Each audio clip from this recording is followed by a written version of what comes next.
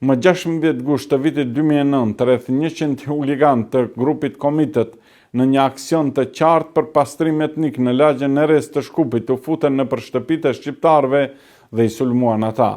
Nuk kursyen as fëmijët, gratë, as pleqt. Sipas dëshmive të banorëve të dhëna për mediat, policia kishte bërë se hir, kishte qëndruar duar kryq edhe në këtë mënyrë ishte bërë vetëm vëzhguese e sulmit. Partitë shqiptare kishin dënuar këtë akt, askush nuk u dënua. Nerezi shtrihet në komunën Karposhe, banuar me shumicë maqedonase. Atë botë lëvizja vetëvendosje, sot partia dominuese në skenën politike kosovare, reagoi me komunikatën e titulluar Komitet e Gruevskit.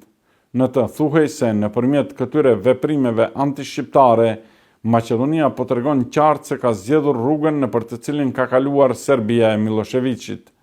Të gjithë mbajmë mend kur tifozët Delije të Crvena Zvezdës ishin ata që duke ushtruar urrejtjen e tyre ndaj kroatëve, bosnjakëve e shqiptarëve, më vonë erdhën e u bën njësi paramilitare të Željko Raznjatovićit, Arkanit, të cilat bënin kërdin mbi popujt jo serb gjatë luftrave të shpërbërjes së Jugosllavisë.